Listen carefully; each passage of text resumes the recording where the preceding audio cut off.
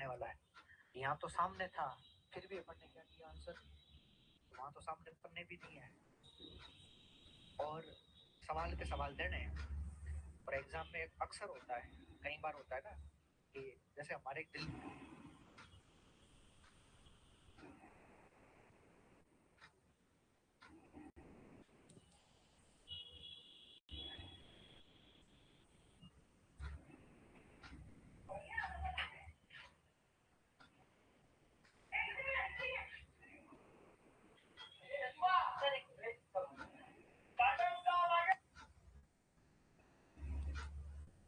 एक दिल्ली में टीचर थे, उन्होंने बहुत अच्छी बात कही थी।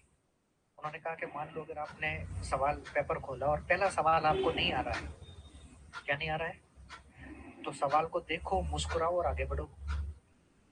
है नहीं?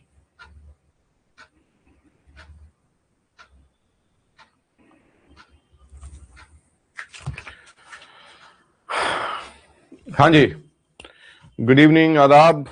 कैसे हैं सभी? ठीक हैं? चलिए भाई, आज क्या हुआ? क्रिसमस है क्या? आज क्रिसमस तो कल थी। चलो भाई, तो अपना तो काम करना पड़ेगा भैया जी, क्योंकि हाँ, काम तो करना पड़ेगा। John Skelton was appointed poet laureate. कल हमने कहा था कि जॉन स्केल्टन को इनफॉर्मली, अनौपचारिक तौर पे जो है वो पोएट लॉरेट जो है अपॉइंट किया गया था, और जो लीगली फॉर्मली जो है वो जॉन ड्राइडन पहले पोएट लॉरेट थे, तो पोएट लॉरेट ने अपॉइंट किया था हेनरी एट्स ने। हेनरी एट जो है उन्होंने इन्हें, ये उनके ट्यूटर थे। हाँ जी, Skeltonic verse is best described as. Skeltonic verse को आप कैसे बेस्ट डिस्क्राइब करेंगे? Blank verse in iambic pentameter, short irregular tumbling rhyme lines, heroic couplets या सोनेट फॉर्म। हाँ जी, तो इन्हें हम लोग क्या कहेंगे? इन्हें हम लोग कहेंगे short regular tumbling rhyme lines कहेंगे। Which work satirises church corruption. Church corruption को, हाँ जी, चर्च करप्शन पे क्या लिखा था? कौन सा वर्क है जो चर्च करप्शन पे लिखा था? फिलिप स्पैरो, एक स्पैरो की डेथ पे, कॉलिन क्लाउड थॉमस वॉल्से पे, that is boughs of court. Boughs of court. Cavalier poets पर सपोर्टर्स ऑफ, किसके सपोर्टर्स थे? प्यूरिटन्स के, रॉयलिस्ट के, राउंडेट्स के। पार्लियामेंट और राउंडेट्स तो सेम वर्ड हो गए, तो रॉयलिस्ट के समर्थक थे, वो समर्थक थे रॉयलिस्ट के। चलिए, आंसर दिया, अच्छी बात है। Which poet is not a Cavalier poet? चलो भैया, Robert Herrick, Richard Lovelace, John Suckling and George Herbert. कौन इनमें से कैवेलियर पोएट नहीं है? कौन इनमें से कैवेलियर पोएट नहीं है?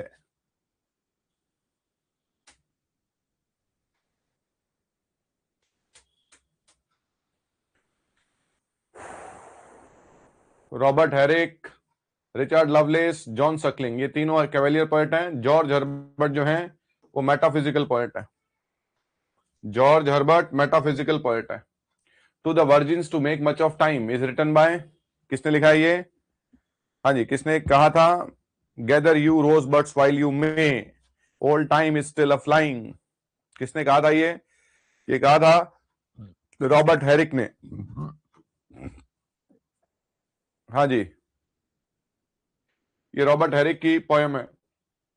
Michael Drayton is best known for, Michael Drayton किस लिए जाने जाते हैं? हाँ जी, पॉली ऑल्बियन लिखा था माइकल ड्रेटन ने, वो क्या है अपने आप में? Yes, historical and topographical poetry के लिए जाने जाते हैं। माइकल ड्रेटन जाने जाते हैं टोपोग्राफिकल पोइट्री के लिए। पॉली ऑल्बियन डील्स विद, हमने कहा था Poly Olbion is the most unusual poem of English literature, क्योंकि उसमें सारी नदियां, तो geography and legends of England इसका उल्लेख है। Edmund Spenser is known as, क्या बोलते हैं एडमंड स्पेंसर को? अब जो बातें एडिशनल होंगी, हाँ बेटा, लेट मत आया करो क्लास में बेटा जी, क्लास में लेट मत हुआ करो।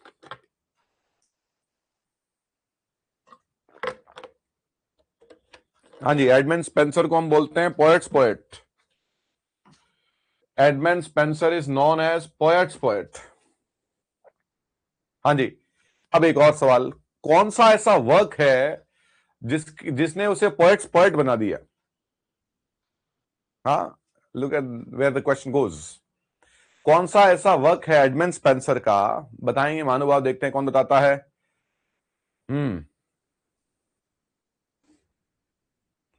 हाँ भाई, चलिए, कौन सा ऐसा वर्क है जिसके कारण उसे पोएट कहा जाता है? उसे पोएट कहा जाता है शेफर्ड्स कैलेंडर के कारण, फेरी क्वीन के कारण नहीं। आम बात तो यही है कि फेरी क्वीन के कारण कहा जाता होगा, लेकिन ऐसा है नहीं। चलिए, the Faerie Queene is written in, किसमें लिखी गई है? हीरोइक कपलेट में, ब्लैंक वर्ड्स में, स्पेंसर स्टेंजा में और ओटावा राइमा में? किसमें लिखी गई है? कल हमने कहा था कि इस एपिक के लिए हीरोइक कपलेट में, निकिता बेटा क्या कर रहे हो? हमने कल लिखा था कि फेरी क्वीन के लिए एडमंड स्पेंसर ने एक अलग मीटर इजाद किया था। यस, वो that is Spenser stanza. Sir Philip Sidney's prose romances, कौन सा प्रोज रोमांस है? कल हमने क्या लिखा था? इसे हमने लिखा था ये पास्टोरल रोमांस है। पास्टोरल रोमांस पोइट्री और प्रोज दोनों में होता है, और हमने कहा था ये प्रोज है। तो ये जो पास्टोरल रोमांस है ना, उसको इन्होंने कहा प्रोज रोमांस। कौन सा है? सर फिलिप सिडनी का प्रोज रोमांस। क्वेश्चन देखो, यस, वो जो है ना आपका the countess of Pembroke's Arcadia, उसको शॉर्ट में आर्केडिया बोलते हैं, आर्केडिया बोलते हैं उसको शॉर्ट में। चलिए, Astrophel and Stella is a sequence of, किसका सीक्वेंस है? बैलेड का, सोनेट का, ओट्स का, एलिजी का? एस्ट्रोफल एंड स्टेला किसका सीक्वेंस है बेटा? स्निग्धा लेट क्यों हो क्लास में? 10 मिनट लेट हो? हाँ, अच्छा 10 मिनट हुए नहीं क्या? कोई बात नहीं। हाँ भाई, सोनेट सीक्वेंस है, इंग्लिश लिटरेचर का पहला सोनेट सीक्वेंस है। चलो भाई, यहाँ पर ये कुछ क्वेश्चंस होते हैं। आज हम लोग हमारा पहला जो पार्ट है वो पूरा करेंगे, और पहला पार्ट हमारा पोइट्री है। रेनेसा का पोइट्री पूरा करेंगे। रेनेसा के 3 ही भाग है, पोइट्री है, प्रोज है और ड्रामा है। फिक्शन तो नॉवल है नहीं, तो वो प्रोज का ही फॉर्म है ना? तो 3 पार्ट है हमारे, पोइट्री आज हम पूरा करेंगे, और ये बहुत ही, हाँ जी, कोई बात नहीं बेटा, चलो नेटवर्क को थोड़ा सा दुरुस्त करो। हाँ भाई, तो क्या बोला बच्चों मैंने? पोइट्री आज पूरा करेंगे। क्लियर? ये सबसे बेहतरीन तरीका है। अभी आपका जो नेट का सिलेबस है वो भी ऐसा ही है कि उसमें कोई एजेस वेजेस नहीं है। पोइट्री, प्रोज, फिक्शन और ड्रामा, बस ये दे दिया है। Poetry, prose, fiction, drama. अब वो एजेस आप बांटो कि कहां से पूछा जाएगा कहां से नहीं। वो जेनर को उन्होंने जो है वो तवज्जो दी है। तो ये इस तरीके से भाई हमने बांट दिया है। पोइट्री हमने कल पढ़ ली थी, कहां तक? एडमंड वॉलर तक। एडमंड वॉलर वो हैं जिन्होंने हीरोइक कपलेट को इन्वेंट किया था, जिससे बाद में जाके अलेक्जेंडर पोप और जॉन ड्राइडन ने डोमिनेंटली यूज किया था। चलिए, उससे आगे बढ़ते हैं आज।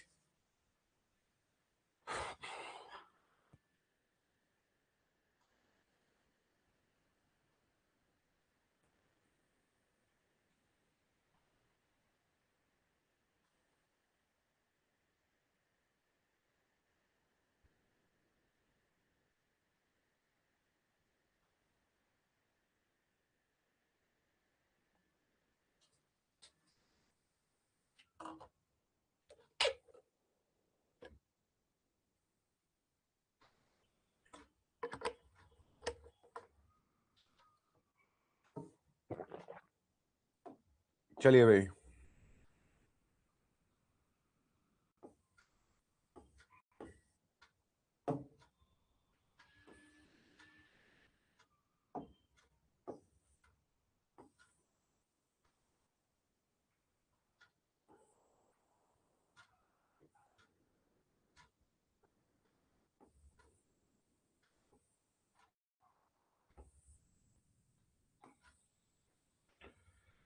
चलो भैया, एडमंड वेलर तक हमने पढ़ लिया था।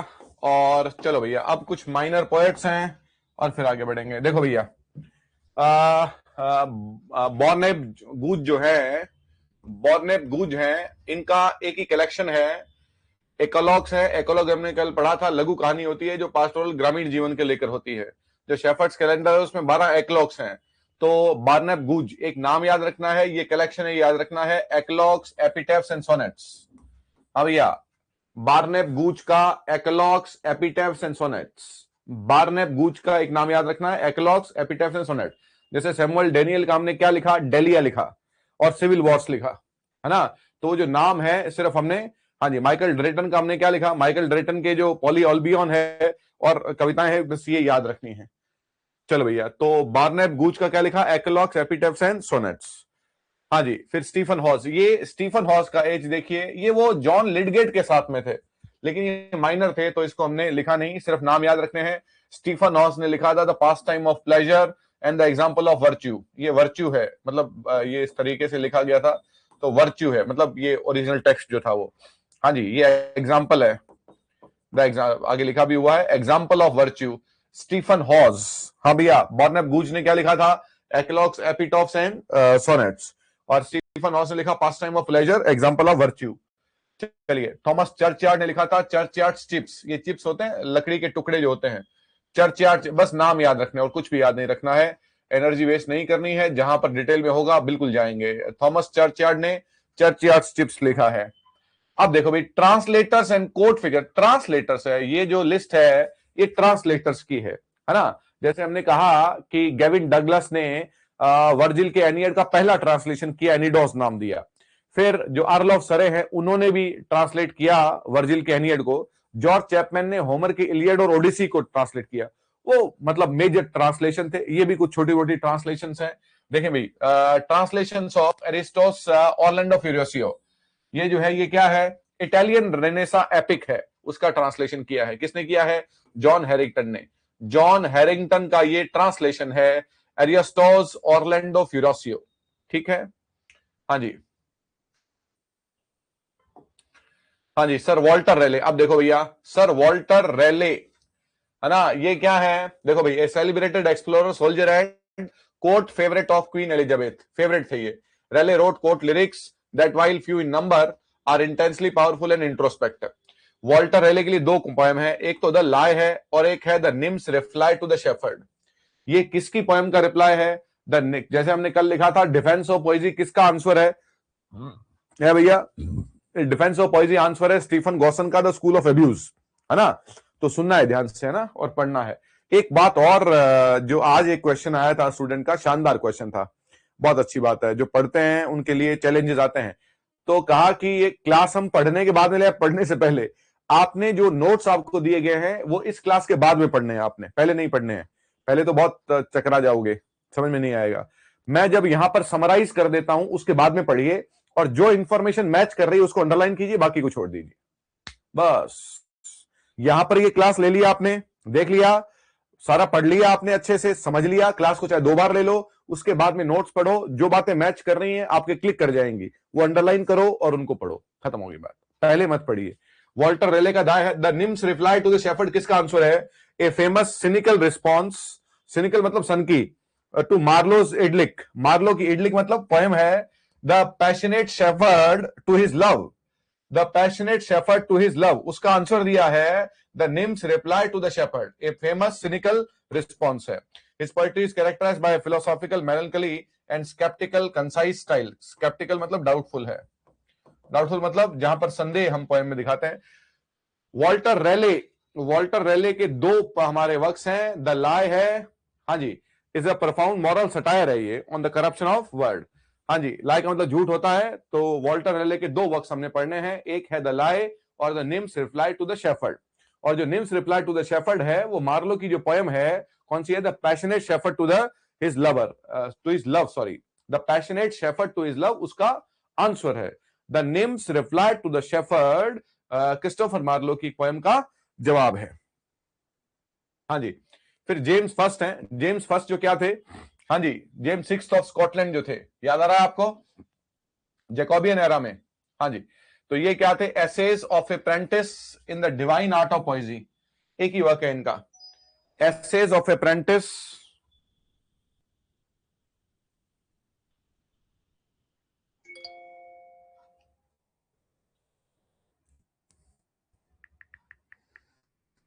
ये आज क्या नेटवर्क इश्यू हो रहा है क्या, स्टूडेंट को क्लास चल ही नहीं रही है।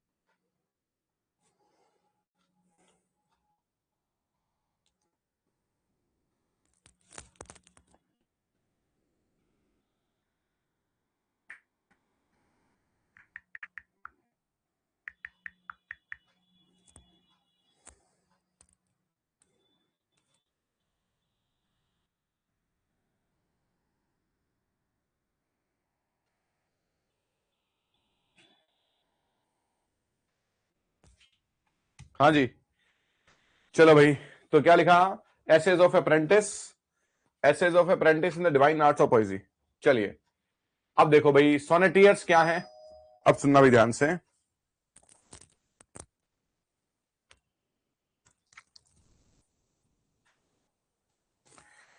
चलो भाई, हेनरी कॉन्स्टेबल, हाँ जी, हेनरी कॉन्स्टेबल ने क्या है? डायना लिखा। हाँ जी, एक है डेलिया, डेलिया क्या है? सैमुअल डेनियल का है। और ये डायना है, ये भी सोनेट सीक्वेंस है। तो सोनेट सीक्वेंस जो है, एमेरिटी है, स्टफल एंड स्टेला है ना, डेलिया ये सोनेट सीक्वेंस है। आइडिया है किसका? माइकल ड्रेटन का। और हेनरी कॉन्स्टेबल ने क्या लिखा है? डायना लिखा है। सिर्फ इतना याद रखेंगे, माइनर है ये, छोटे छोटे पॉइंट्स है, इसलिए हमने ज्यादा डिटेल में नहीं लिखा, आपने सिर्फ नाम याद रखने हैं ये। और ये नाम इसलिए हैं ताकि वो अगर बहुत ज्यादा ही कोई समझे, वो कोशिश करे कि चलो जी हो गया ज्वाइन आपका। ऐसा कैसे हो सकता है कि आधे बच्चे क्लास ले रहे हो, आधा को ज्वाइन है? थोड़ा कॉन्शियस रहा करो बेटा, है ना। चलो, तो हेनरी कॉन्स्टेबल का क्या है? डायना है। हाँ जी, थॉमस कैंपियन का क्या है? ए बुक ऑफ एयर्स है और observations in the art of English poesy. हाँ जी, देखें भाई, ये एक फिजिशियन थे, फाइनेस्ट सॉन्ग्स हैं ये। सबसे पहली बात तो सॉन्ग्स का मतलब है म्यूजिक क्वालिटी के कारण कहा है, ये सॉन्ग्स लिखे हैं इन्होंने, इन्हें सॉन्ग्स कहा जाता है। The a book of airs, हाँ जी, coauthored with Philip Rosseter, और observations in the art of English poesy. Important नहीं है, सिर्फ नाम याद रखने हैं। हाँ जी, अब देखो भैया, ये नाम जो है वो ये इंपॉर्टेंट है, इस पर स्टार लगा रहा हूं, लेडी मैरी रॉथ। देखो भैया, लेडी मैरी रॉथ क्यों इंपॉर्टेंट है? लेडी मैरी रॉथ ने इंग्लिश लिटरेचर का पहला सोनेट सीक्वेंस लिखा, जो महिला ने लिखा। कल हमने कहा कि पहला सोनेट सीक्वेंस किसने लिखा? एस्टोफल एंड स्टेला ने। चलिए, अच्छा कोई बात नहीं बेटा, जो रहा हुआ है वो आप दोबारा देख लेना, यहां से क्लास ले लीजिए ना। कोई 10-15 मिनट का क्लास आपका जो है वो थोड़ा, कई बार नेटवर्क इश्यू आ जाता है, अब कुछ चीजें पता नहीं, हाँ वो हाथ में ही नहीं रहती हैं, तो बड़ा ऐसे लगता है कि हेल्पलेस से लगता है आदमी। कोई कहीं बैठा हुआ क्लास नहीं चलती है तो दिक्कत होती है बड़ी। अगर 2-4 स्टूडेंट के और मैसेज आते हैं तो फिर मैं क्लास नहीं लेता। चलिए, लेडी मैरी रॉथ ने क्या लिखा? भैया लेडी मैरी रॉथ क्या है? हाँ जी, पैम्फिलिया टू एम्फिलेंथस। देखिए, Pamphilia to Amphilanthus, publish with her prose romance Urania. हाँ भैया, एक प्रोज रोमांस भी है, प्रोज रोमांस वही होगा, पास्टोरल रोमांस, यूरेनिया, है ना। जैसे अब ये जो है ना आपका, अब सुनना भी ध्यान से, पैम्फिलिया टू एम्फिलेंथस जो है, this is the first sonnet sequence publish by an English woman.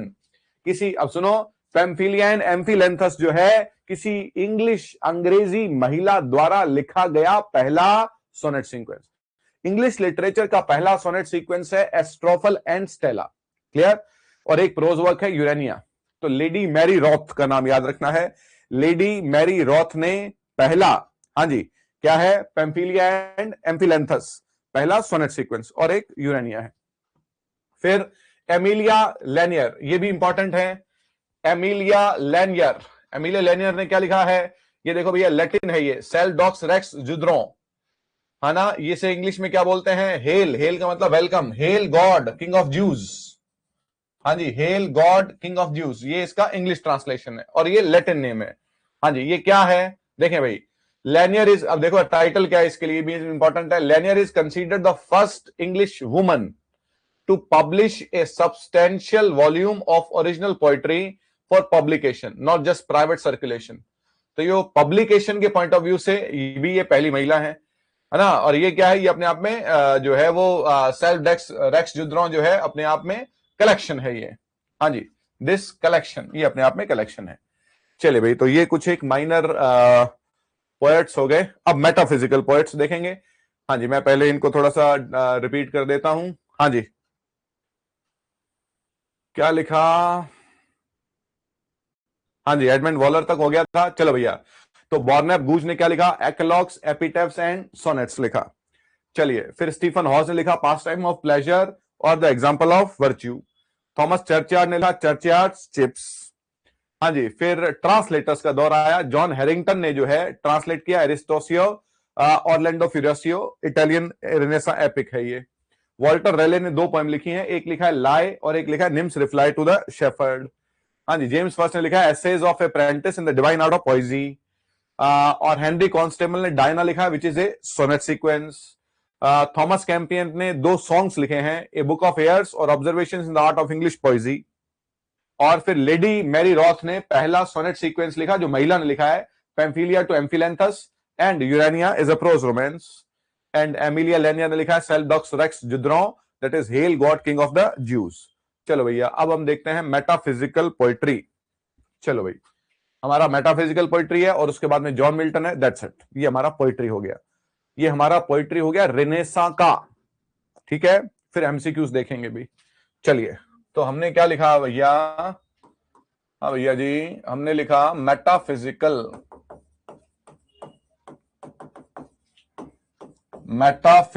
Poetry.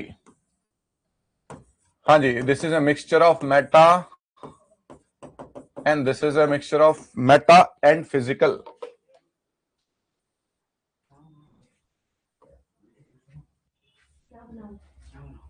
मैं तो पूछ रही हूँ ना, मैंने वीकेंड है वो। मैं कह रहा था वो जैसे रोस्टेड खाते इस वजह से वो खाते नहीं केएफसी वालापन। केएफसी सॉस वाला सॉस कैसे बनेगा? सॉस उसको फैला के उसको मैरिनेट के अंदर वो नहीं बनेगा। बन 4 सकता है। पीस 2 पीस तुमने मेरे को क्या बोला था, किस लिए लेके आने के लिए बोला था? तुमने मेरे को बोला था कि मैं बॉइल्ड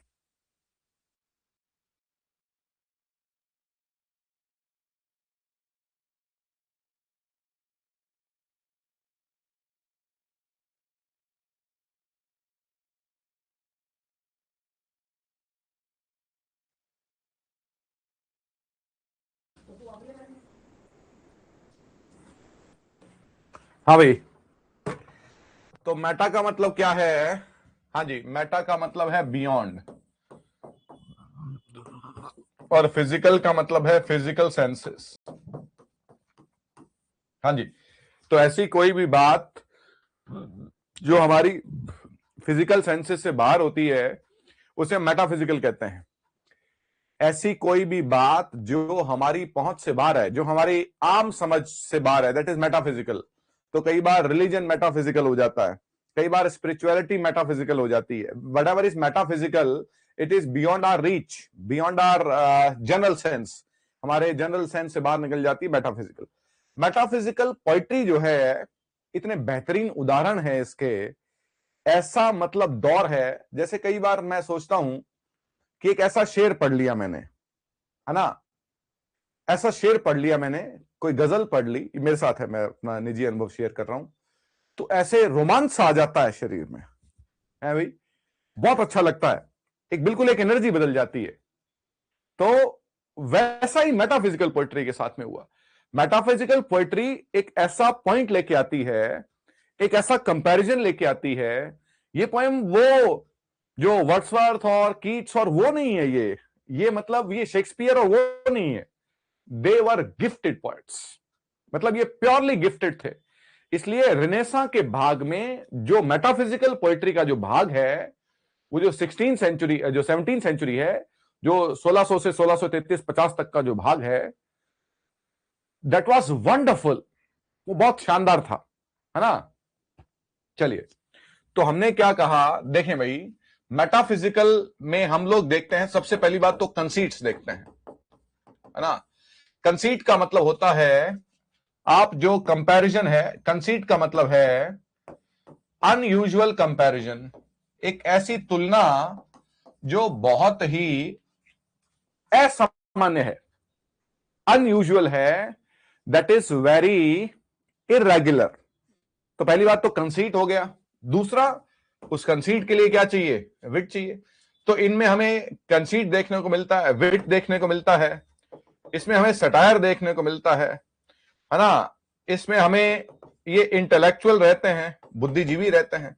तो metaphysical poetry is a mixture of conceits हैं, विट है, सटायर है, ये इंटेलेक्चुअल हैं, दे आर कॉम्प्लेक्स, सिंपल नहीं है बस। एक जो वर्ड है ना, ये दे आर वेरी कॉम्प्लेक्स, और इन्हें कॉम्प्लेक्स बनाने में एक ही बात का जो है कंट्रीब्यूशन है, और वो है कंसीट्स। जो इनकी कंसीट्स हैं, इनके एक्सटेंडेड मेटाफर्स हैं, वो इन्हें बहुत ज्यादा कॉम्प्लेक्स बना देती हैं। क्लियर? तो मेटाफिजिकल पोइट्री में सबसे पहला नाम, इसको अगर मेटाफिजिकल पोइट्री को देख रहे हैं तो इसमें कितने टाइटल हैं हमारे पास में? मास्टर ऑफ, हाँ जी, फादर ऑफ मेटाफिजिकल पोएट्री, हाँ जी, मेटाफिजिकल पोएट्री किसे कहेंगे? जॉन डन को। तो जॉन डन ने जो लिखा, हाँ जी, मेटाफिजिकल पोएट्री में जॉन डन ने जो लिखा, हालांकि मेरे ख्याल से तो और भी बहुत सारे पोएट्स हैं जिन्होंने मेटाफिजिकल पोएट्री के एलिमेंट्स को पूरा आत्मसात किया है। जॉन डन के लिए कहा जाता है कि उन्होंने मेटाफिजिकल पोएट्री के जो भी एलिमेंट्स हैं, आप कहते हैं कंसीट है, विट है, ह्यूमर है, इंटेलेक्चुअल, वो सारे पॉइंट्स जॉन डन में सबसे ज्यादा दिखाई देते हैं, इसलिए वो फादर है, मास्टर ऑफ मेटाफिजिकल पोएट्री हैं। हाँ जी, who coined this term, who coined this term, भाई ये टर्म कॉइन किसने किया? तो ये टर्म मतलब इनको पता नहीं था ये मेटाफिजिकल है, ये सारे वर्ड बाद में आते हैं। रोमांटिक को नहीं पता था हम रोमांटिक हैं, तो ये टर्म जो है ये बाद में नियो क्लासिकल जो क्रिटिक हैं सैमुअल जॉनसन जो हैं उन्होंने दिया था। ये टर्म दिया था सैमुअल जॉनसन ने। मेटाफिजिकल टर्म जो है वो कॉइन मतलब किसने बनाया? सैमुअल जॉनसन ने इनको पढ़ा और कहा था कि ये तो मेटाफिजिकल है, ये तो फिजिकल नहीं है, they are metaphysical, they are beyond our general sense. चलो भाई, तो सबसे पहले किसकी बात करेंगे?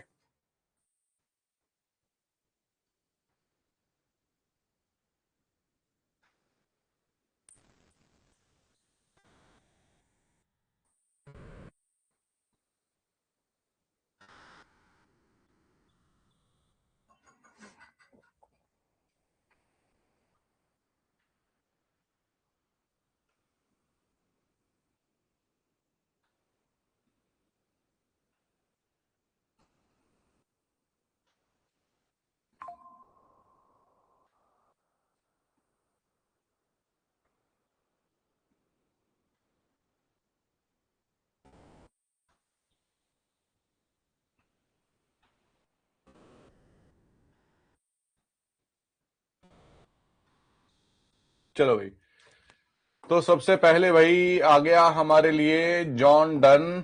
हाँ जी, जॉन डन के वर्क्स जो हैं उनमें, जॉन डन के वर्क्स में सबसे पहले आ गया सॉन्ग्स एंड सोनेट्स। हाँ जी, सॉन्ग्स एंड सोनेट्स।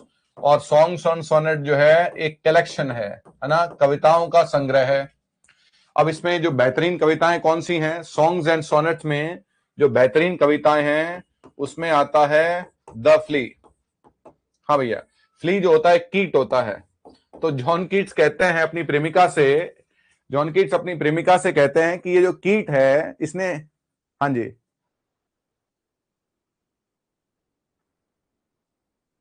हाँ, they were not only rejected by Elizabethan poets, इसीलिए तो इनको अलग किया गया।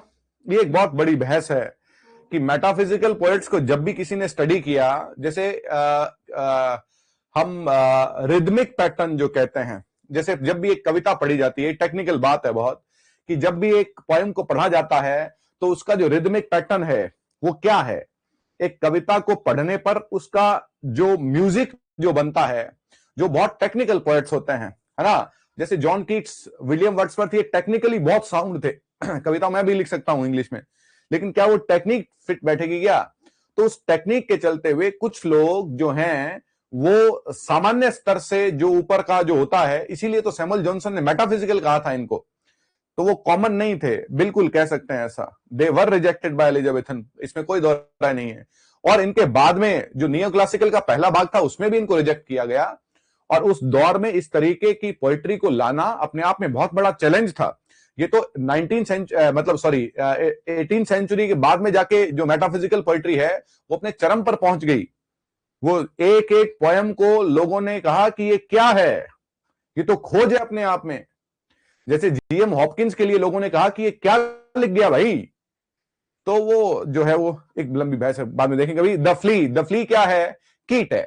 फ्ली का मतलब कीट होता है। तो जॉन डन अपनी प्रेमिका से कहते हैं कि इस कीट ने मेरा भी खून पिया और तुम्हारा भी खून पिया है, तो इसका मतलब हम दोनों में अब संबंध हो गया।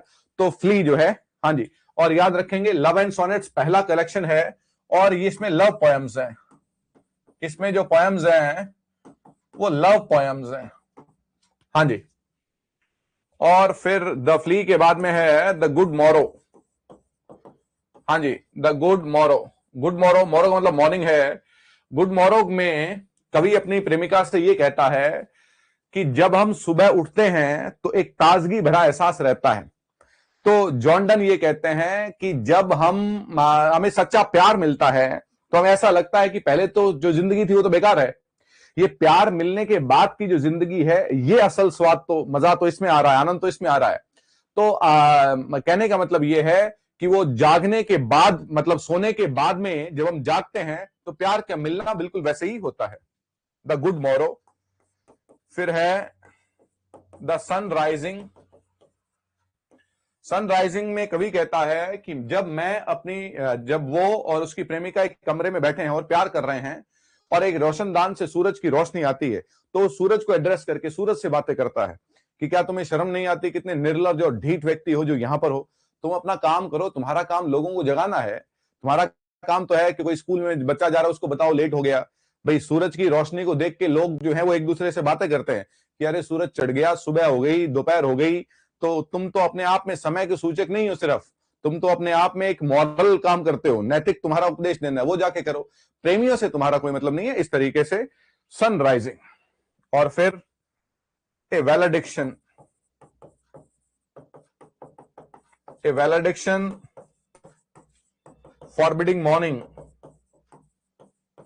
फॉरबिडिंग मॉर्निंग, मॉर्निंग का मतलब शोक, फॉरबिडिंग का मतलब मना, वैलिडिक्शन का मतलब विदाई, फेयरवेल। वैलिडिक्शन का मतलब फेयरवेल, विदाई।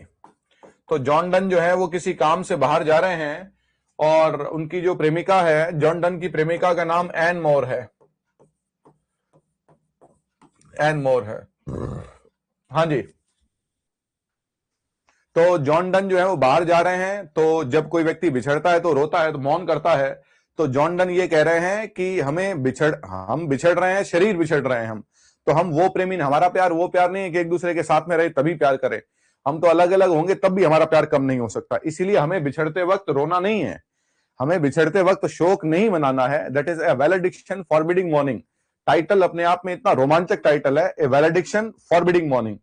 तो ये सॉन्ग्स एंड सोनेट्स में ये 4 पोएम्स जो है बड़ी इंपॉर्टेंट है। एक फ्ली है, एक गुड मॉरो है, एक द सनराइजिंग है और वैलिडिक्शन फॉरबिडिंग मॉर्निंग है।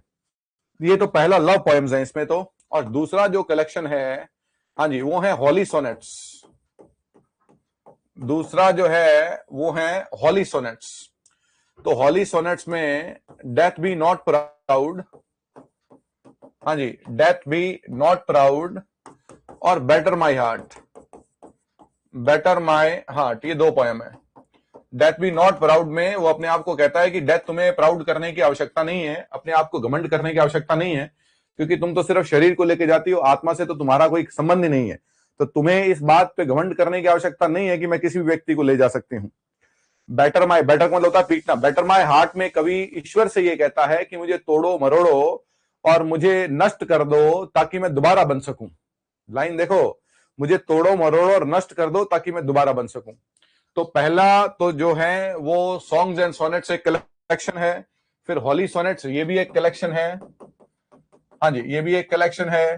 फिर तीसरे पार्ट में जो है इनके सरमन्स आते हैं। सरमन्स का मतलब है उपदेश आते हैं। तो देखो, जॉन डन ने शुरुआत तो एक लवर के तौर पे की है, समझे, और अंत अपने जीवन का एक साधु के तौर पे किया है।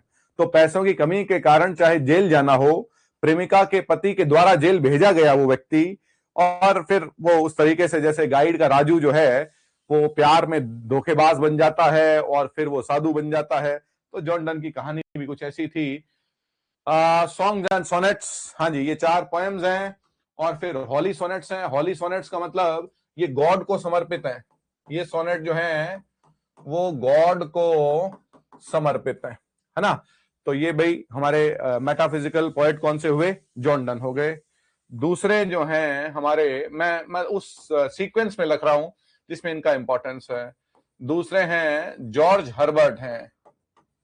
जॉर्ज हर्बर्ट, देखो भाई, ये जॉर्ज हर्बर्ट जो हैं, इनकी जो पोएट्री है वो सारी रिलीजियस पोएट्री है, सारी रिलीजियस पोएट्री है।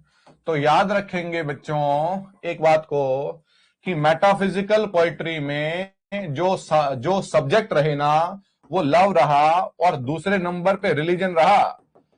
और किसी बात पे लिखा नहीं इन्होंने, सबसे पहले लव पे लिखा और फिर रिलीजन पे लिखा, है ना। तो जॉर्ज हर्बर्ट जो है वो सारी रिलीजियस पोइट्री है। अब देखो जॉर्ज हर्बर्ट के बारे में क्या है, एक कलेक्शन है इनका द टेम्पल। हाँ जी, the temple collection of poems है, कविताओं का एक संग्रह है, कलेक्शन ऑफ पोएम्स है।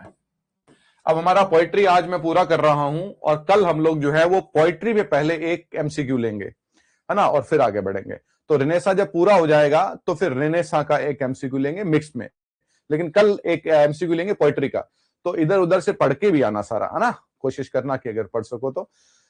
टेम्पल एक कलेक्शन है। देखें भाई, इतना अद्भुत कलेक्शन है ये। ईश्वर के बारे में जो लिखा जाना है ना, जो लिखा गया है ईश्वर के बारे में, हम सब जानते हैं कि ईश्वर के बारे में हमारे ग्रंथ भी लिखे गए, कविताएं लिखी गई, गद्य पद्य बहुत कुछ लिखा गया। जॉर्ज हर्बर्ट का जो ईश्वर से जो बातचीत है वो बहुत अद्भुत है। वो ऐसे लगता है कि जॉर्ज हर्बर्ट को इसी बात के लिए बनाया गया है, वो बड़ी दिल को छूती है।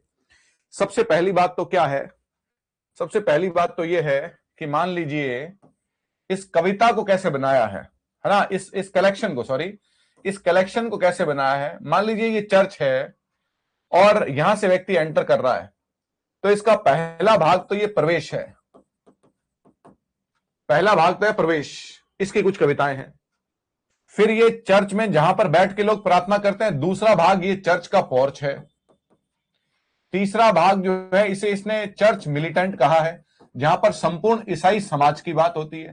तो देखिए, पहले हमने चर्च में प्रवेश किया तो कविताओं को पढ़ते पढ़ते बाकायदा हमें ऐसा लगता है कि हम एक यात्रा कर रहे हैं। ये अपने आप में एक विशेष, एक अनोखा, एक स्ट्रेंज और एक बहुत ही पिक्यूलियर तरीके का एक एक्सपेरिमेंट था पोएट्री के साथ में। चलिए, खैर, पोएम्स है, इसकी मेन पोएम्स कौन कौन सी हैं। सबसे पहले अद्भुत पोएम है द कॉलर, हाँ जी। फिर है द ऑल्टार, हाँ जी, ये सारी ध्यान रखनी है भाई। फिर है ईस्टर विंग्स, हाँ जी। फिर है लव थर्ड, इसके बारे में चर्चा नहीं करेंगे, सबके बारे में, सब कॉमन पोएम्स हैं। और फिर है द पुले, हाँ जी। फिर है द पुले के बाद में जो पोएम है वो है रिडेम्पशन, हाँ जी। फिर है, चलिए भाई, तो ये कुछ एक पोएम्स हैं, हाँ जी। वर्च्यू भी बहुत शानदार पोएम है इसकी। ये भाई पोएम है ना, जॉर्ज हर्बर्ट का एक कलेक्शन है टेम्पल नाम से, उसमें ये पोएम्स हैं। कॉलर है, ऑल्टार है, ईस्टर विंग्स है, लव थर्ड है, वर्च्यू है, रिडेम्पशन है और द पुले है। अब आप ये पढ़ रहे हैं, अब इसको पढ़ने के बाद में आप नोट्स पढ़ना, तो आपको पता लग जाएगा कितने एडिशनल बातें हैं। वो सिर्फ एक रेफरेंस के लिए नोट्स हैं, है ना। चलिए, पहला क्या हो गया, जॉर्डन हो गया। फिर क्या हो गया, जॉर्ज हर्बर्ट हो गया। और फिर तीसरे नंबर पे हमारे पास आते हैं एंड्रयू मार्वल।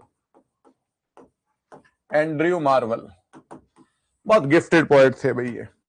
अगर मेटाफिजिकल की बात करेंगे, हाँ जी,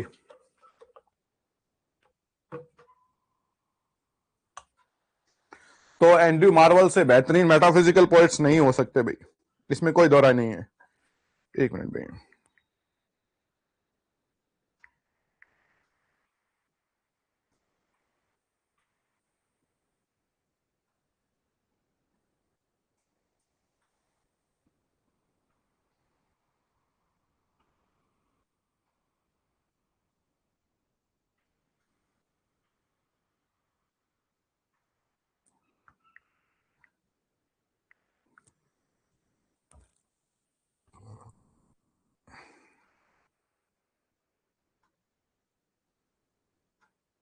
चलिए भाई, तो एंड्रयू मार्वल की पोएम्स में कलेक्शन नहीं है इनका, टू हिज कॉय मिस्ट्रेस, हाँ जी।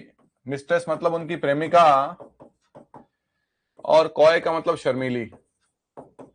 तो अपनी प्रेमिका से कहते हैं कि अगर हमारे पास में अनंत समय होता और तुम शर्माती तो ठीक था, लेकिन हमारे पास तो समय बहुत कम है, इस दुनिया से हमें जाना है। तो क्या कहा था कल मैंने, we can not make our sun stand still yet we'll make him run. हम वक्त को तो आगे नहीं निकल सकते हैं, लेकिन वक्त का इस्तेमाल किया जाए तो इसे पीछे छोड़ा जा सकता है। तो कहता है कि वक्त का इस्तेमाल करना है। To his mistress, sorry to his coy mistress. दूसरी सबसे मतलब एक पोयम, मैं हमेशा ये सोचता हूं कि किसी व्यक्ति ने अगर सिंगर है तो एक ऐसा गाना गाए जो कालजयी हो, वो 1000 गाने नहीं गाए। क्रिकेटर अगर है एक पारी ऐसी खेल, लेकिन वो पारी ऐसी होनी चाहिए, है ना, ईश्वर ने चाहे लिखा हो एक पारी। मैं कई बार देखता हूं, कई बार ऐसे हीरो हैं जिनकी एक फिल्म वो सारी सदियों पर भारी है। अच्छी बात है, बहुत अच्छी बात है, कोई दिक्कत नहीं है इसमें। एंड्रयू मार्वल का टू इज कॉय मिस्ट्रेस है, वो बहुत सदियों तक ये मतलब कालजयी रचना है एक। दूसरा द गार्डन है। गार्डन को जो है वो आत्मा की शांति देने वाली पोयम है, मतलब आत्मा की शांति का प्रतीक माना है गार्डन को, उस तरीके से प्रकृति के लिए लिखी गई है। फिर ये एंड्रयू मार्वल जो थे वो पॉलिटिक्स से भी रिलेटेड थे, तो इसको इस पे इन्होंने an Horatian ode upon upon upon returning of Cromwell from Ireland. देखो भाई, अब थोड़ा सा इनकी निजी जीवन पर भी चर्चा कर लेते हैं।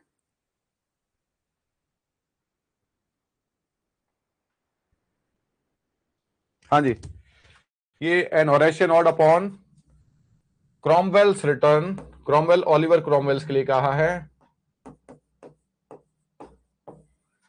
क्रॉमवेल्स रिटर्न फ्रॉम आयरलैंड। देखो भाई, तो पॉलिटिक्स से बिल्कुल ये रिलेटेड, ये 3 पोएम्स हमने पढ़ रहे हैं एंड्रयू मार्वल की, to his coy mistress, the garden and Horatian ode upon Cromwell's return from Ireland. देखो भाई, सरकार की तरफ से, मतलब ओलिवर जो क्रॉमवेल है उनकी तरफ से सांसद थे ये, जो राउंड हेड्स हैं एंड्रयू मार्वल, और जॉन जो मिल्टन है उनको बचाने के लिए इन्होंने काम किया था। तो इनको दोहरा चरित्र माना जाता है, जेनस स्टैंड बोला जाता है कि ये आदमी तो दोनों तरफ से खेल रहा है। खैर, ये भी एंड्रयू मार्वल थे, और अगर हो सके तो टू इज कॉय मिस्ट्रेस आप जरूर पढ़िएगा। चलिए, फिर चौथे हमारे हैं हेनरी वॉन। हाँ भैया, हेनरी वॉन। हेनरी वॉन का एक कलेक्शन है साइलेक्स सिंटिलेंस। साइलेक्स सिंटिलेंस हम बोलते हैं चमकदार पत्थर। चमकदार पत्थर के लिए कहा है, जो पत्थर शाइन करता है। एक कलेक्शन है ये पोएम्स का, एक ही पोएम हम इसमें पढ़ेंगे, द रिट्रीट। द रिट्रीट ये वास्तव में बहुत अद्भुत कविता लिखी गई है, लेकिन एंड्रयू मार्वल और हर्बर्ट और उनके मुकाबले हेनरी वॉन थोड़े से कमजोर पड़ते हैं। बाकी बहुत अद्भुत कविता है ये रिट्रीट। जब बचपन में हम थे तो हम ईश्वर का रूप थे, लेकिन फिर हम बड़े हुए तो हमने पाप और झूठ बोलना शुरू किया और हम ईश्वर से दूर होते गए। इस प्रकार की कविता है। और हेनरी वॉन के बाद में जो आते हैं, हाँ जी, वो आते हैं रिचर्ड क्रैशो। हाँ जी, रिचर्ड क्रैशो, तो इनके कुछ कलेक्शन है वो लिख लेंगे भाई।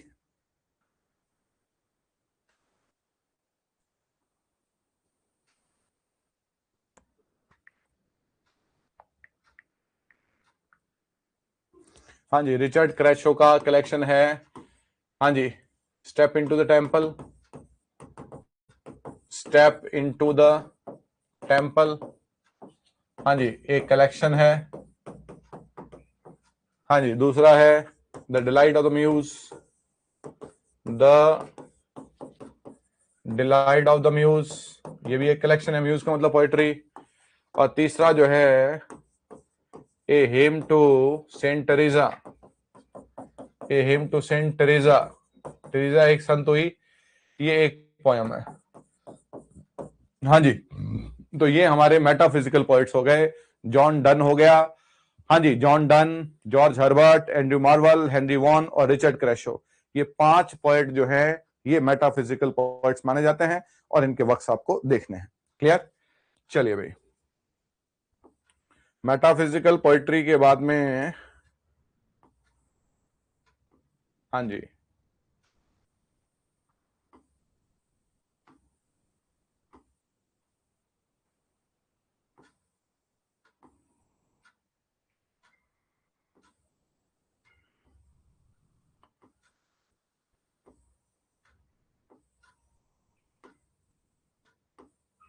हाँ भाई, फिर आ जाते हैं हमारे जॉन मिल्टन। चलो भैया, जॉन मिल्टन 1608 से 1674 तक।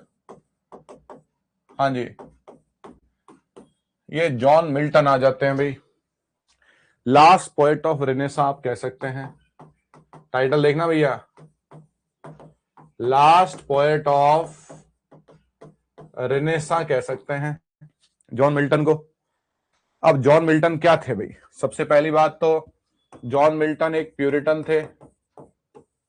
हाँ जी, प्यूरिटन का मतलब हमने लिखा था प्यूरिटन एज में, है ना। शुरुआत में जब एक ओवरव्यू देखा था तो प्यूरिटन एज देखी थी ना, तो कहां से लेकर कहां तक थी प्यूरिटन एज? वो 1649 से 1660 तक। जॉन मिल्टन एक प्यूरिटन थे। प्यूरिटन एज को John of Milton, sorry, age of Milton भी कहा जाता है। जॉन मिल्टन इस सारी सदी के सबसे महान पोएट है। 17वीं सेंचुरी में 1600 से लेकर 1700 तक जॉन मिल्टन से बड़ा पोएट नहीं आ सकेगा, और वो आ नहीं सकेगा पैराडाइज लॉस्ट और पैराडाइज रीगेन जो एपिक लिखे दो, उनके कारण। वो ऐसी कालजयी, टाइमलेस और एवरलास्टिंग रचना है जिसका कोई जवाब नहीं हो सकता है। चलिए, तो प्यूरिटन का मतलब है जो भोग विलास से दूर रहते हैं और ईश्वर पर अपना ध्यान केंद्रित करते हैं, वो प्यूरिटन कहलाते हैं। पहली बात तो पॉलिटिक्स में बहुत ज्यादा जो थे वो क्या थे? हाँ जी, हमने कहा था कि चार्ल्स फर्स्ट को फांसी दी गई थी क्योंकि राउंड से जो पार्लियामेंटेरियन से वो युद्ध हार गए थे, तो जॉन मिल्टन का उसमें बड़ा हाथ था। और फिर जब चार्ल्स सेकंड उसका बेटा आया तो जॉन मिल्टन को छुप के रहना पड़ा, वो घर से बाहर ही नहीं निकल पाए। तो पॉलिटिक्स में बहुत ज्यादा जो थी वो रुचि थी, है ना। तो जॉन मिल्टन के लिए बातें। अब भाई जॉन मिल्टन के वर्क्स पढ़ेंगे हम लोग। तो वर्क्स में सबसे पहले ये हमारा पोइट्री यहां पर पूरा होता है भैया। ये हमारा पोइट्री कहां से लेके, जॉन लिडगेट से लेके और जॉन मिल्टन तक, है ना, हमारा जो है वो पोइट्री पूरा होता है। कल हम पोइट्री पे पहले एक्सरसाइज देखेंगे और कल स्टार्ट करेंगे रेनेसां का ड्रामा। हर एरा के हमने 4 इसमें जनरल्स में बांट दिया है, पोइट्री, फिक्शन, प्रोज और ड्रामा में, है ना। तो कल स्टार्ट करेंगे ड्रामा। चले भाई, वर्क्स क्या है देखें भाई। सबसे पहले तो पैराडाइज लॉस्ट ही हम लोग शुरू करते हैं। हाँ जी, पैराडाइज लॉस्ट जो है उसके लिए डेट्स बड़ी इंपॉर्टेंट है। ये 1664 है, हाँ जी, फिर एक 1671 है और फिर 1674 है। तो पैराडाइज लॉस्ट के बाद में इन्होंने पैराडाइज रीगेन्ड इसका सीक्वल बनाया था, और फिर पैराडाइज लॉस्ट का एक दूसरा भाग भी लॉन्च किया था 1674 में। इसे वैलिड माना जाता है, आजकल यही जो है वो फाइनल माना जाता है। इसमें जो है वो 10 किताबें हैं और इसमें जो है वो 12 किताबें हैं। तो ये जो 12 किताबों वाला है ये फाइनल। आपसे पूछे कि पैराडाइज लॉस्ट में कितनी किताबें हैं, तो 12 किताबें हैं। ये पहली बार पब्लिश कब हुआ? 64 में। दूसरी बार पब्लिश कब हुआ? 74 में। और ये जो है ये सीक्वल है। सीक्वल मतलब उस कहानी को आगे कंटिन्यू किया गया है। पैराडाइज लॉस्ट, पैराडाइज रीगेन्ड और पैराडाइज लॉस्ट फिर दोबारा। तो ये जो पैराडाइज लॉस्ट है, हाँ जी, ये एक एपिक है। हाँ जी, पैराडाइज लॉस्ट जो है ये ब्लैंक वर्स में लिखा गया है ना। अब ये है क्या? ये पैराडाइज लॉस्ट को एक बार मैं समझा देता हूं। पैराडाइज लॉस्ट एक कहानी है। देखिए भाई, सबसे पहली बात कि स्वर्ग में, हाँ जी, लूसीफर नाम का एक दूत होता है। स्वर्ग में है ये, है ना। तो लूसीफर नाम का एक दूत होता है जो ईश्वर से विरोध कर लेता है। ईश्वर से विरोध करने के कारण उसे नरक में, हेल में डाल दिया जाता है, और जो ये है ये सैटर्न बन जाता है। अब ये सैटर्न बन जाता है, इसके और उसके कुछ साथियों को, इसके जो कॉमरेड्स हैं, इसके जो साथी हैं, उनको हेल में यातनाएं दी जाती हैं। तो यातनाएं दी जाती हैं तो सैटर्न जो है वो ये कहता है कि यहां पर, वहां पर गुलामी से तो अच्छा है कि यहां पर यातनाएं झेली जाएं। इसकी एक फेमस लाइन होती है, it is better to reign in heaven, it is better to reign in heaven, it is better to reign in heaven than to serve in heaven, it is better to reign in hell, it is better to reign in hell than to serve in heaven. heaven में गुलामी करने से तो अच्छा है कि हम नरक में ही रहें, है ना। तो यहां पर उसे यातनाएं दी जाती हैं। इस बीच ईश्वर क्या करता है? ईश्वर धरती को बनाता है और धरती को बना के पहला पुरुष बनाता है जो कि एडम है, और पहली महिला बनाता है जो कि ईव है। और जो गार्डन ऑफ ईडन है, एक गार्डन बनाया जाता है जो दुनिया का सबसे खूबसूरत गार्डन है, और इस गार्डन में फल फ्रूट है, सब है। ये पहला पुरुष है और ये पहली महिला है, और ईश्वर कहता है कि ये सहानुभूति से, मासूमियत से, और इनमें एक भी अवगुण नहीं है, ये परफेक्ट है। ये दुनिया का पहला पुरुष और दुनिया की पहली महिला है जो कि परफेक्ट है, बिल्कुल इनमें कोई कमी नहीं है, एक दूसरे से बेहतरीन, बहुत ज्यादा प्यार करते हैं, एक्सेट्रा। तो गार्डन ऑफ ईडन में एक ट्री ऑफ नॉलेज है, ट्री ऑफ नॉलेज है, और ईश्वर उनसे ये कहते हैं, फॉरबिड करते हैं कि इसका फल मत खाना, इसका फल खाने से तुम्हें जो है वो दंड दिया जाएगा। तो एडम और ईव जो है वहां पर खुशी से रहते हैं। लेकिन जब लूसीफर, जब सैटन देखता है, तो सैटन को ये देख के बड़े ही दुख होता है, जलन होती है। वो धरती पर आता है सारे अंधकार के दरवाजे तोड़ते हुए, वो यहां पर आता है और वो ईव से ये कहता है कि तुम्हें जो है, मतलब सांप बन के आता है, सरपेंट बन के आता है वो, और सांप बन के आता है और ईव से ये कहता है कि तुम्हें ये फल खाना चाहिए। तो ईव कहती है कि हमें तो ईश्वर ने मना किया है। हाँ जी, fall of man, man's first disobedience. तो ईव क्या कहती है? ईव कहती है कि हमें तो ईश्वर ने मना किया है। तो ये जो सैटन है, ये जो सरपेंट बन के आया है, सांप बन के आया है, वो कहता है अरे तुमसे तो ईश्वर झूठ बोल रहा है, अगर ये तुमने फल खाया तो तुम तो खुद ईश्वर बन जाओगी, फल खा लो और ईश्वर बन जाओ। तो ईव जो है वो एडम से ये फल खाने को कहती है। एडम को पता है कि दंड मिलेगा, लेकिन एडम ये नहीं चाहता है कि ईव अकेली दंड भोगे, इसलिए वो उसके साथ में हो जाता है। देखिए कितना शानदार बात है। तो एडम और ईव दोनों उस फल को खाती हैं, फल को खाते हैं, ईश्वर आते हैं और ईश्वर उन्हें क्या है, ईश्वर क्या करते हैं, हाँ जी, अब जैसे ही वो ये फ्रूट खाते हैं, देखो भाई, जैसे ही फ्रूट खाते हैं उनका सारा परफेक्टनेस खत्म हो जाती है, वो एक दूसरे से लड़ने लग जाते हैं, जैसे जनरल पति पत्नी जो लड़ते हैं वैसे वो लड़ने लग जाते हैं और सब काम हो जाते हैं, है ना। जैसे पति पत्नी होते हैं जनरल हमारे यहाँ पर, वैसे ही पति पत्नी बन जाते हैं। हाँ जी, सोचिए अगर वो ऐसा नहीं करते तो शायद आज के पति पत्नी भी आइडियल होते हैं। तो गॉड क्या करता है, वो एडम को ये सजा देता है कि वो आदमी हमेशा ही चक्की की तरह पिसता रहेगा और मेहनत करेगा और खाएगा। ईव को वो सजा देता है कि उसे प्रसव पीड़ा होगी, लेबर पेन होगा, बच्चे पैदा करने पड़ेंगे और वो पुरुष के अधीन रहेगी। और सैटन को यह सजा देता है कि वो हमेशा सांप की तरह से रहेगा और सांप को जो यातनाएं दी जाती हैं वही यातना हमेशा उसके साथ रहेंगी। और वो मतलब जो है वो पृथ्वी पर भेजे जाते हैं कि यहां से चले जाइए, मतलब वहां पर ईश्वर चले जाते हैं और उनको ये यातनाएं देके और ये सारे श्राप देके चले जाते हैं। ये कहानी है पैराडाइज लॉस्ट की। फिर पैराडाइज रीगेन्ड में ईसा मसीह आते हैं। मैं तो शॉर्ट में बता रहा हूं ताकि थोड़ा सा याद रहे। लूसीफर क्या है, सैटन क्या है, एडम है, ईव है, गॉड है ना। फिर पैराडाइज रीगेन्ड में ईसा मसीह आते हैं। सैटन उनके पास जाता है, उन्हें बुलाने की कोशिश करता है, लेकिन ईसा मसीह जो हैं वो प्रकाश का प्रतीक हैं, उनके पास में सब नॉलेज है, वो ईश्वर द्वारा भेजे गए हैं, इसलिए वो उसके झांसे में नहीं आते हैं। पैराडाइज रीगेन्ड कंपैरेटिवली शॉर्टर है। तो एक हो गया पैराडाइज लॉस्ट, हाँ जी, और एक क्या हो गया, पैराडाइज रीगेन्ड। ये इनके वक्स हो गए भाई। और दूसरा वक्त जो है जॉन मिल्टन का, वो है लिसिडस। लिसिडस एक एलेजी है, इंग्लिश लिटरेचर की बेहतरीन एलेजी है, 1637 में लिखी गई है, और जो एडवर्ड किंग है, इनके फ्रेंड थे, उनकी डेथ पर लिखी गई है। एडवर्ड किंग की डेथ पर लिखी गई एलेजी है लिसिडस, है ना। फिर है, हाँ जी, एरोपैजिटिका। एरोपैजिटिका क्या है? एरोपैजिटिका एक एसे है, हाँ जी, ये और ये एसे किस पर लिखा गया है?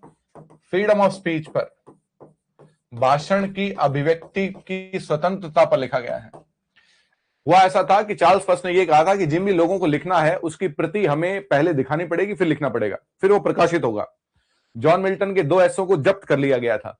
उस पर इन्होंने लिखा था कि लेखन पर कोई प्रतिबंध नहीं होना चाहिए, आपके वैचारिक मतभेदों फलाना ढीमका जो भी हो, लेकिन ऐसा नहीं होना चाहिए। एरोपैजिटिका फ्रीडम ऑफ एक्सप्रेशन पर, देखो भाषण की अभिव्यक्ति, भाषण की स्वतंत्रता पर जितना चल रहा है आपका, है जी, आर्टिकल 19 वगैरह, एनएसए। और फिर नंबर 4 पर जो है दैट इज एल एलिग्रो, और हाँ जी, इल पेनिस्रो, हाँ जी, इल, ये भाई इसका स्पेलिंग ऐसे ही है, इल पेनिस्रो। हाँ जी, इसका स्पेलिंग मैं एक बार चेक कर लेता हूं, मेरे से गलत नहीं हो जाए।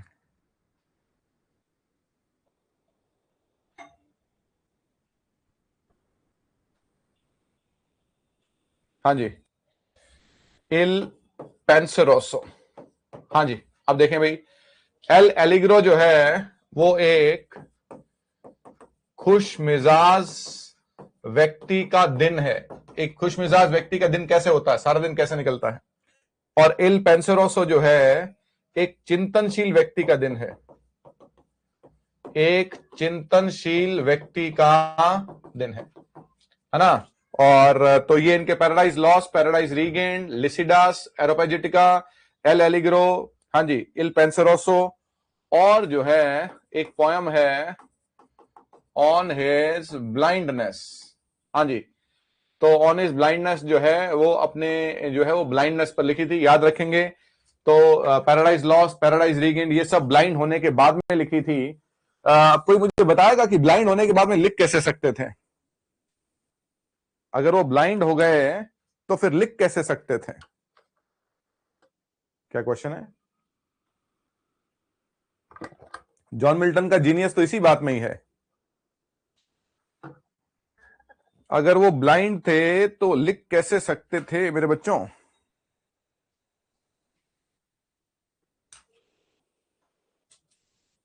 हैं? हाँ, इनकी बेटियां, डॉटर्स, जॉन मिल्टन की जो डॉटर्स है ना, वो लिखा करती थी, वो डिक्टेट किया करते थे। कुछ फ्रेंड्स भी हैं, डॉटर्स ने हेल्प की थी। बहुत बढ़िया, शाबाश। चलो भाई, तो ऑन हिज ब्लाइंडनेस, ये हुए मिल्टन पूरे, और ये हमारा होता है रेनेसां का पोइट्री पूरा। कल हम लोग शायद एक क्लास पूरी रेनेसां की पोइट्री के एमसीक्यूज पर भी ले सकते हैं, और अगला भाग भी लेंगे हम लोग, जो कि है हमारा रेनेसां का ड्रामा। क्लियर? यहां तक पूरा पढ़ के लाएंगे। बहुत बहुत शुक्रिया।